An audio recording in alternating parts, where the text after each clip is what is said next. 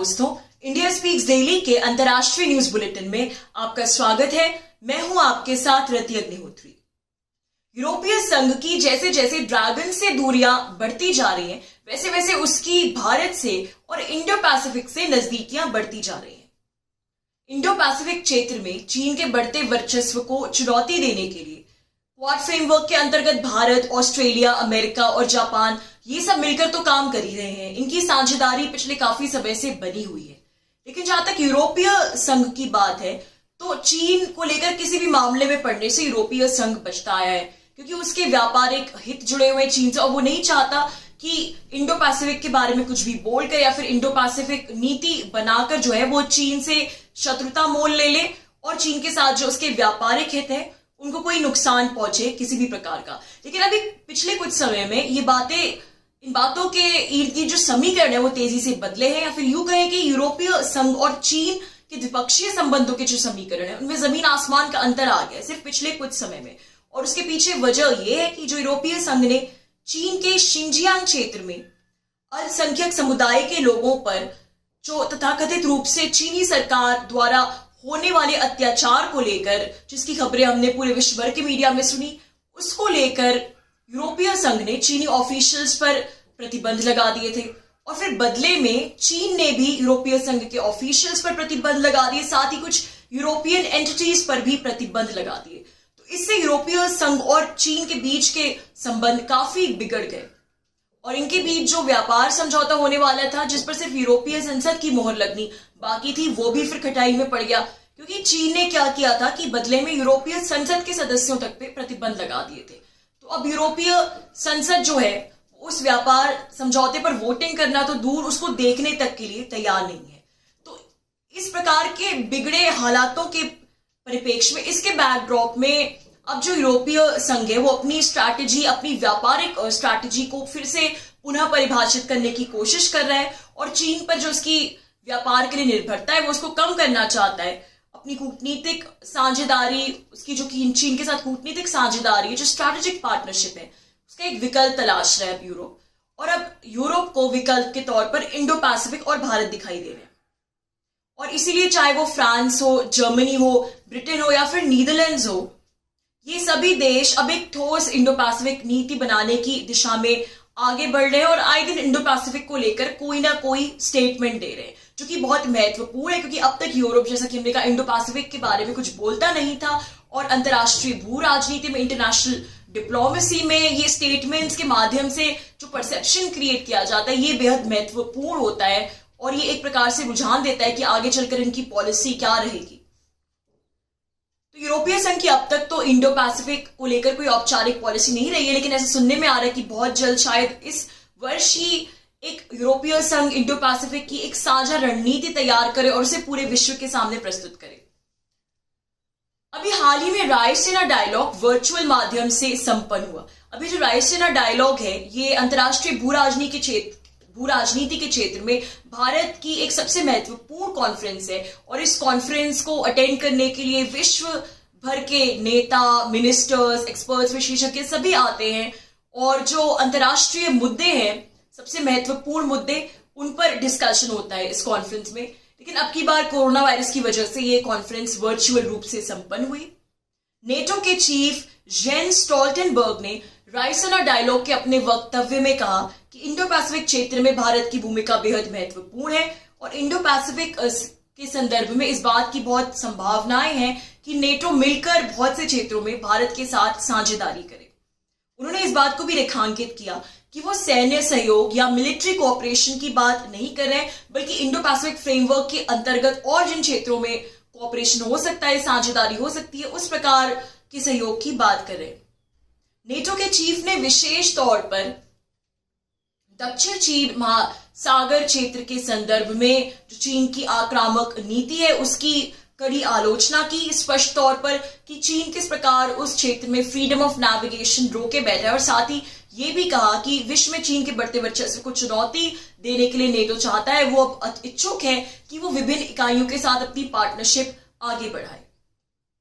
यानी संदेश साफ है, चीन के विरुद्ध एक प्रकार से नेटो भारत के साथ साझेदारी बढ़ाना चाहता है। लेकिन चूंकि नेटो भी ये जानता है कि जो भारत की विदेश नीति है, जो भारत की फॉरेन पॉलिसी है, वो इस बात के लिए नहीं मानती, उसमें इस बात का कोई विकल्प नहीं है कि भारत की किसी तीसरे देश के खिलाफ किसी दूसरे देश के साथ कोई मिलिट्री अलायंस हो। मिलिट्री अलायंस और मिलिट्री पार्टनरशिप जो है उसमें भारत की विदेश नीति जो है यकीन नहीं रखती। तो भारत के चीन के साथ भले कैसे भी संबंध हो, लेकिन वो नेटो के साथ मिलकर चीन के खिलाफ बनी किसी भी मिलिट्री ग्रुपिंग का हिस्सा बनने से बचेगा, और ये बात नेटो भी जानता है। और इसीलिए नेटो चीफ ने इस बात पर जोर दिया कि वे मिलिट्री पार्टनरशिप की नहीं बल्कि दूसरे क्षेत्रों में साझेदारी की बात करेंगे। अब हाल ही में नीदरलैंड्स और भारत के बीच में भी वर्चुअल स्तर पर शिखर वार्ता संपन्न हुई, शिखर सम्मेलन हुआ, और इसमें दोनों ने एक स्वतंत्र और समावेशी इंडो पैसिफिक विकास के लिए मिलकर काम करने का निर्णय लिया। तो ये भी एक बेहद महत्वपूर्ण बात है कि अभी हाल ही के समय में जितने यूरोपीय देशों के साथ, जैसे अभी नीदरलैंड्स के साथ हुआ, भारत के जो भी शिखर सम्मेलन हो रहे हैं, उन सब के बाद जो स्टेटमेंट जारी किए जाते हैं उनमें इंडो पैसिफिक शब्द भी आ रहा है यूरोप की तरफ से, जो कि एक नई बात है, पहले नहीं आता था। फ्रांस और जर्मनी के बाद नीदरलैंड यूरोप का तीसरा देश है जिसने अपनी एक इंडो पैसिफिक नीति बनाई है। और जैसा कि हमने बुलेटिन की शुरुआत में कहा था, यूरोपीय संघ भी बहुत जल्द अपनी इंडो पैसिफिक नीति बनाने जा रहा है। अभी 3 दिन पहले ही जर्मनी के विदेश मंत्री हाइको मास का इंडियन एक्सप्रेस में एक एडिटोरियल आया था, और इस लेख का जो सार था, इस लेख आर्टिकल का स्क्रीनशॉट हम आपको दिखा देते हैं। तो इस लेख में इस विषय पर चर्चा हो रही थी कि कोरोना वायरस के बाद से इंडो पैसिफिक क्षेत्र जो है वो यूरोप के लिए क्यों आखिर इतना जरूरी बन गया, इतना आवश्यक बन गया है। तो लेख का सार ये है कि आने वाले समय में एशिया जो है वो पूरे विश्व का एक महत्वपूर्ण पावर सेंटर बन जाएगा। इसीलिए एशिया से एंगेज करना, चाहे वो व्यापारिक तौर पर या कूटनीतिक तौर पर, उसके साथ अपना एंगेजमेंट बढ़ाना यूरोप के लिए बहुत जरूरी है, बहुत आवश्यक है। और इसके लिए चाहे वो स्ट्रैटेजिक तौर पर या व्यापारिक तौर पर जो यूरोप है वो इंडो पैसिफिक अपना एंगेजमेंट बढ़ाना चाहता है, और इसके लिए वो भारत की पार्टनरशिप चाहता है, भारत की साझेदारी चाहता है, और खासकर किसी एक एशियाई देश पर यानी चीन पर यूरोप अपनी निर्भरता कम करना चाहता है, और एशिया के साथ, पूरे एशिया के साथ इंगेज करना चाहता है, चाहे वो दक्षिण पूर्वी एशियाई देश हो या फिर इंडो पैसिफिक के दूसरे देश हो, जैसे जापान हो गया या ऑस्ट्रेलिया हो गया। इन सभी के साथ अपनी स्ट्रैटेजिक पार्टनरशिप यूरोप बढ़ाना चाहता है। तो ये सभी यूरोपीय देश जिस प्रकार से इंडो पैसिफिक और भारत की ओर रुख कर रहे हैं, और चीन को लेकर अचानक से इनके सुर इतने बदले हुए नजर आ रहे हैं, उसकी मुख्य वजह इनके व्यापारिक हित हैं। ये सभी अभी तक पूरी तरह से अपने व्यापारिक हितों के लिए चीन पर आश्रित थे। जहां तक दक्षिण पूर्वी एशियाई देशों की बात है, तो उनके साथ भी जो इनके व्यापारिक संबंध है उसके लिए भी ये काफी हद तक चीन पर निर्भर थे। तो अभी व्यापार करने के लिए एक ऑल्टरनेटिव फ्रेमवर्क तलाश रहे हैं जिससे चीन पर इनकी निर्भरता कम हो, ये चीन को बाईपास कर सके, और इसीलिए ये अपनी एक इंडो पैसिफिक नीति बनाना चाहते हैं, और इसमें भारत की साझेदारी चाहते हैं, ताकि ये इंडो पैसिफिक के देशों से जुड़ने के लिए, चाहे वो जापान हो, ऑस्ट्रेलिया या फिर वियतनाम, इंडोनेशिया जैसी ग्रोइंग इकोनॉमीज हो, ये इन सभी इंडो पैसिफिक के देशों से जुड़ने के लिए और उनके साथ व्यापारिक साझेदारी बनाने के लिए, कूटनीतिक साझेदारी अपनी बढ़ाने के लिए जो यूरोप है वो अब इंडो पैसिफिक के साथ अपनी कनेक्टिविटी बढ़ाना चाहता है, चाहे वो फिजिकल इंफ्रास्ट्रक्चर के लेवल पर कनेक्टिविटी की बात हो या फिर डिजिटल इंफ्रास्ट्रक्चर की बात हो। और जाहिर सी बात है कि ये सब वो तभी कर पाएगा जब उसकी एक इंडो पैसिफिक नीति होगी, वो इन देशों के साथ इंगेज करेगा एक नीति के अंतर्गत, और भारत को वो इसके लिए एक प्रमुख साझेदार के रूप में देखता है। अगले महीने यानी मई में भारत और यूरोपीय संघ के बीच शिखर सम्मेलन होने वाला है। पोर्चुगल में ये शिखर सम्मेलन संपन्न होगा, और जिसे लेकर दोनों तरफ जोरों शोरों से तैयारियां चल रही है। अब इंडो पैसिफिक को लेकर जैसा कि हम बार बार कह रहे हैं, पूरा यूरोप एक सुर में बात कर रहा है। यूरोपीय संघ के अध्यक्ष चार्ल्स माइशेल ने भी कहा है कि यूरोपीय संघ सिर्फ भारत का आर्थिक साझेदार नहीं है, बल्कि इंडो पैसिफिक की सुरक्षा के क्षेत्र में भी भारत के साथ मिलकर काम करने के लिए वो प्रतिबद्ध है।